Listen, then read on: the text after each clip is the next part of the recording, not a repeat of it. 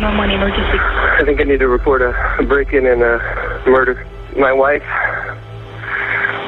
is on the floor, bloody, stiff, not moving. This is the voice of George Tieafay. Stopping by his wife's house with their 8-year-old daughter, he found the garage door open, a suspicious sign which led him to investigate. And when he went into the house, he found his wife Shawna unmoving on the floor, already long dead. When's the last time you saw her? All right, you're good. Take a deep breath. I'm a fireman. I was at work yesterday, so I saw her about 36 hours ago, I guess. In 36 short hours, the lives of George Tieafay and his daughter were changed forever. Shawna, from whom George was estranged but still married to, was dead, and this respectable firefighter was left to pick up the pieces. But there was a twist: burglary, surveillance footage, and a shocking accusation. Let's dive into the twisted story of Shawna Tieafay's tragic murder.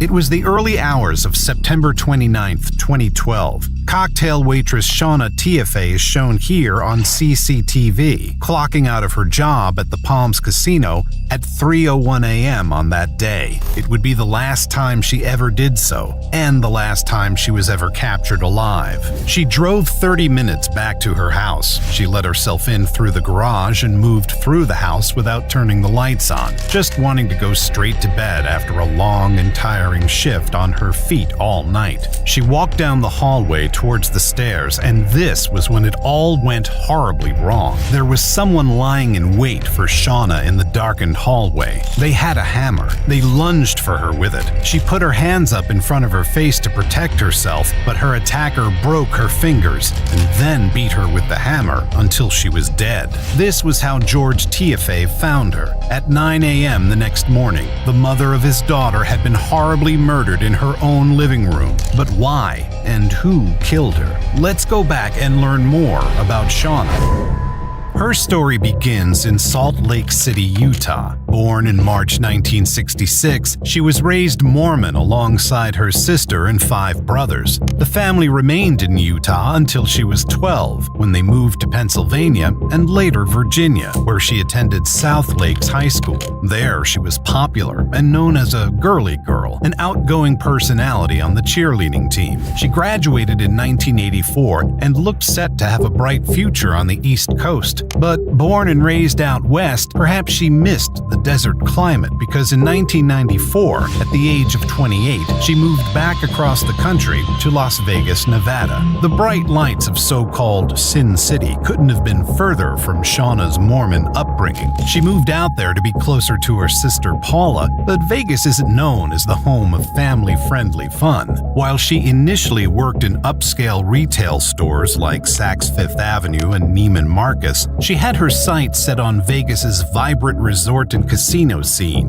which can be incredibly lucrative even as a waitress, and certainly entails meeting a lot of interesting people. A few years after moving, she got a job as a cocktail waitress at the Fiesta. From there, she was in the lucky position to get the same job at the Palms Hotel Casino when it opened in 2001. Shawna loved her job, finding it glamorous and exciting. Her co-workers felt like family. One co-worker said, "I never saw Shawna with a frown or anything. She was just so bubbly and laughing at everything," and that she just loved cocktailing. The work was exciting and also very rewarding. Shawna made close to $100,000 a year in salary and tips, which were often paid in casino chips. In Vegas, these functioned the same as money does. On a good night, she could make $500. In 2024, this comes out to be the equivalent of nearly $850. So Las Vegas wasn't just a party city for Shawna, it was a city of opportunity. She liked making money, and she liked spending it too, but more on that later. It was at her job at the Palms in 2002 that she met her husband, George Tieafay. Born in September 1972, George was 6 years younger than Shawna. He grew up on a chicken ranch. His father died when he was young, and he was brought up to work hard on the farm. This ethos of hard work carried over into his education. He graduated as valedictorian of his high school class and went on to the U.S. Military Academy at West Point. He served in the Army Corps of Engineers, building schools and water systems in third world countries, and when he left the military, he was dissatisfied by the mundanity of a civilian engineering job based in an office, so he became a Las Vegas firefighter. George was charismatic and had something all-American about him, according to those who knew him. He was a family man who sent money home to his mom, who was looking after his disabled sister. A hard worker, he was also considered handsome and was featured in a firefighter pinup calendar. It was no wonder that Shawna felt drawn to him when she first met him at the Palms in 2002, and no wonder that the two hit it off. 1 year after they first met, their daughter was born. Another 3 years later, they got married in Hawaii, a picturesque beach wedding, on March 16, 2006, 3 days after Shawna's 40th birthday. The photos display a happy couple enjoying their time together, picture perfect, with no hint of the tragedy to come.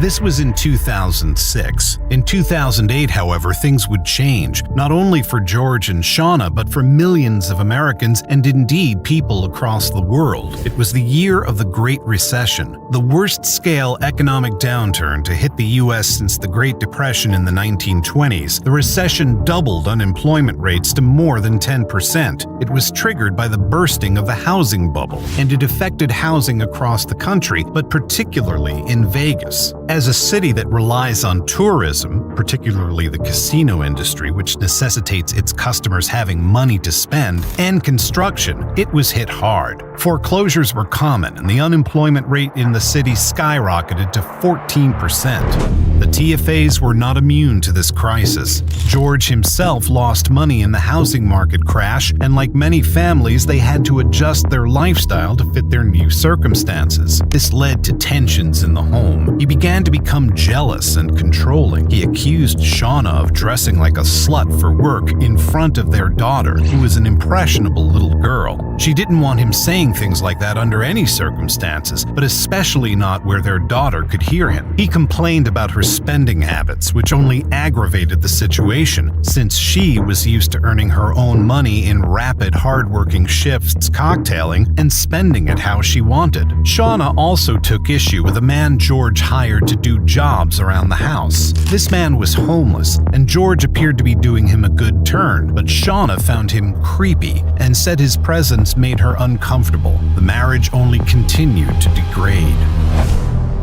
They'd been together for a decade and married for 6 years when Shawna decided she'd had enough and finally moved out of their family home. It was April 2012. Their daughter was 8 and they began sharing custody, but it was difficult since Shawna continued to work long nights as a cocktail waitress and George's shifts as an EMT and firefighter were just as long and arduous. As a result, their daughter spent a lot of time with George's mother, who lived in the nearby area. Perhaps it was for her daughter's sake that Shawna wasn't ready to give up on the marriage, or perhaps it was that she was an idealist who'd achieved her dreams of working among the bright lights of Vegas and she couldn't surrender her handsome, charismatic husband or the beautiful family he'd provided her with. She carried an optimism with her, and she convinced George that they should see a marriage counselor.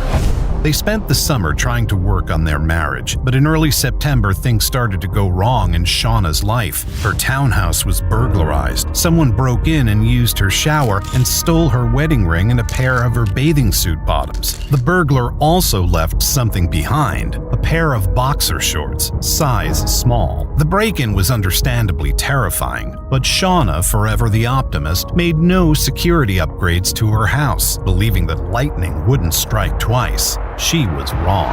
The early morning of September 29th was only 3 weeks later. She left work at 3 a.m., tired and stressed about her marriage, parenting her 8-year-old daughter, and the recent burglary. She didn't have the energy to be vigilant, and she couldn't have expected that someone would be there, waiting in the dark with a weapon, waiting for her. The wound in the side of her head was so deep that the paramedics, dispatched after George's desperate 911 call, initially thought she'd been shot.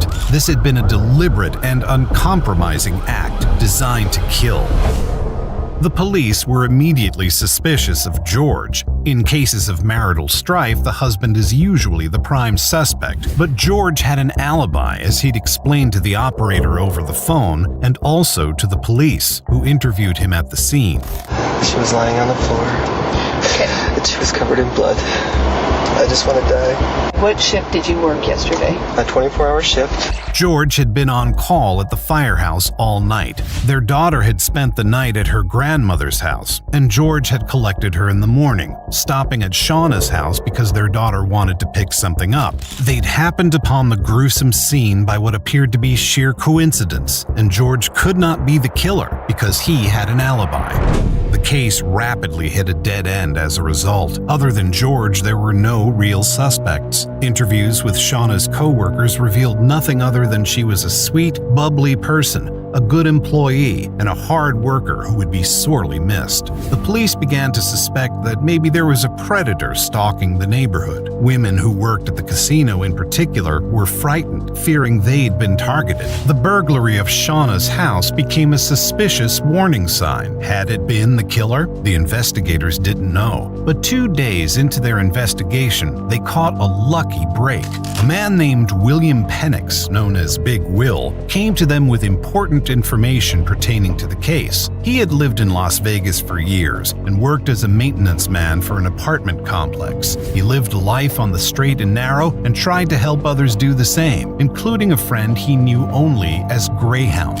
Greyhound lived in a tent in the foothills, a very different sort of life from the glitz and glamour of Vegas in the movies. He was an ex-con, and Will had been helping him get his life together. But one day in September, Greyhound came to Will with a confession. He said, "I got something to tell you." And I said, "Well, what is it?" He said, "I just murdered a woman." According to Will, Greyhound hadn't even seemed to feel guilty about it. He'd seemed satisfied with the fulfillment of a task, the promise of a reward. He said he'd hit the woman over and over with a hammer until the hammer broke. So Will called the cops. Initially, they were dubious. As a lead in the investigation, it seemed too easy to be true, but they followed it up anyway. Greyhound was known to steal food from an Albertsons grocery store, so the investigators went there with Will to find out where he'd last been seen. Will also knew that Greyhound sometimes sold drugs at the gas station next door, but they didn't need to talk to any witnesses to find him in the end. Will spotted him right there on the street. The cops approached him. He had drugs in his possession, which enabled the investigators to take him back to the police station. Greyhound's real name turned out to be Noel Stevens, and he fervently denied what he'd told Will about killing a woman with a hammer. Without a confession, the police needed physical evidence to tie Stevens to the crime. They launched a search for his campsite, scouring through miles of Vegas desert on foot and with a helicopter. Finally, out in the foothills 8 miles from the Vegas Strip, they found Noel's campsite, and they found the evidence they'd been looking for. It was a rolled-up pair of Stevens's pants, hidden half under a bush, and the pants were bloody. The investigators tested them for DNA right there and then. When the DNA result came back, the truth was clear. Noel had been involved in Shauna's killing. It was Shauna's blood. They could leverage this in Noel's interrogation. They told him that someone had come forward, telling them that he'd killed Shauna. They were stretching the truth, since of course Will didn't know who Shauna was, but the technique worked. Noel confessed. He had hidden in Shauna's house, lying in wait, and attacked her with the hammer when she came home from work in the early hours of September 29th. But there remained a problem. Why? Why would this homeless ex-con even know who Shauna was, much less have a motive for killing her? The police examined Noel's cell phone for clues. What they found there would shock them and turn the whole case upside down. They found George Teiafai's number. They asked Noel who George was, and Noel said, "That's my friend, the firefighter." He said George sometimes paid him to do work around the house, and the pieces came together. Noel was the homeless man George had brought around to do domestic tasks, the one around whom Shauna had felt so uncomfortable. Her killer had been known to her. Worse, she'd sensed he was dangerous. So how was George tangled up in this? The day of the murder, Shauna's sister Paula had held her own suspicions. She and her husband called George when they found out about Shauna's death, and they recorded the call. Hello? George? Yes, This is Paula. Can you tell me what's going on? Shauna passed away. And what did they do to her? I don't know, just laying on the floor with blood. George was with a grief counselor when he took the call, standing just outside Shauna's house. After this brief conversation, he handed the phone over to the grief counselor, who talked with Paula and her husband. But Paula wasn't in the mood to be consoled. She needed to share her suspicions. No one else can hear what I'm saying, correct? Correct. I have my suspicions that her husband may be involved in this, based on many conversations I've had with my sister. I highly suspect that he may be involved. Now, initially this wasn't taken seriously, simply because George had such an ironclad alibi for the time of the murder. It was easier to blame a homeless ex-con like Noel Stevens than an upstanding citizen, a firefighter like George Tieafay. But the two seemed to be connected. Investigators discovered on Noel's cell phone that he and George had called each other 87 times in the last month. This was far more than a friendly acquaintance. They'd first met when they were living on the same street. Before Noel moved out into the desert, he'd been living with his sister only a few doors down from George and Shauna. They got to know each other, and Noel began to do odd jobs for the Tiefays, which continued when he'd left his sister's house and became homeless. Noel idolized George, who was charismatic and put out an air of success despite his recent financial troubles after the housing market crash. So when George gave him $600 with the promise of thousands more to come to kill Shauna, Noel didn't say no. Noel agreed to do it. Initially, Noel told police they discussed staging an accident. Noel would hit Shauna over the head and then put her in her car, driving it into the wall. But an autopsy would reveal the blow to the head, arousing suspicion. They also talked about suffocating her with a plastic bag, but Noel worried that he could get scratched, leaving her body with his DNA. According to Noel, George floated the idea of committing the murder at the Palms and drew up a map showing where Shauna parked her car. But when Noel climbed the wall into the parking lot, he was startled by the high security presence, customary at a casino setting, and took off. Finally, the pair settled on Shauna's house as the best location to commit this callously planned killing. George gave him a key. Noel used this key to scope out the scene about 20 times, including breaking in 3 weeks before the attack. This was the mysterious burglary when he stole her jewelry and underwear. Far from a one-off break-in, this was a precursor to something far more deadly, organized and arranged by her own husband. Investigators found surveillance footage of George and Noel at Lowe's together, buying a hammer, a knife, and gloves a few weeks before Shauna's death. Noel then led the police to the spot where he buried the hammer itself. Noel's attack had been so violent that the hammer handle had snapped in two. It had a barcode matching Lowe's. Put together, this added up to damning evidence of George's own involvement. 9 days after Shauna's murder, on October 8, 2012, the investigators confronted George's family with this evidence. They were horrified and disbelieving, and after the meeting, George's sister called him, presumably to tell him what the police suspected. George dropped his daughter off at his mother's house and took off in his truck immediately, speeding through city traffic onto the Summerlin Parkway. He floored it to 90 miles per hour and accelerated into a barrier, hitting it headlong. There were no skid marks, and it was believed to be a suicide attempt. He survived because he was wearing a seatbelt. Lying in his hospital bed, George Tieafay was charged with his wife's murder. At the police station, Noel Stevens was also charged. He pleaded guilty in 2013 and agreed to testify in a deal that meant prosecutors would not seek the death penalty against him. But for the prosecution to prove that George had been the instigator, Noel would need to make a convincing witness. He had a stutter, brought on by stress, and Big Will confessed that sometimes he didn't believe what Noel Noel said, but Noel spoke on the stand anyway. Are you just doing work for him, or is there something? Friends. What kind of things have you done together? We worked out, stuff like that. He admitted that he'd been the one to break into Shauna's house and leave behind the pair of boxers, and that this had been a dry run for the actual murder. Who told you to make it look like a robbery?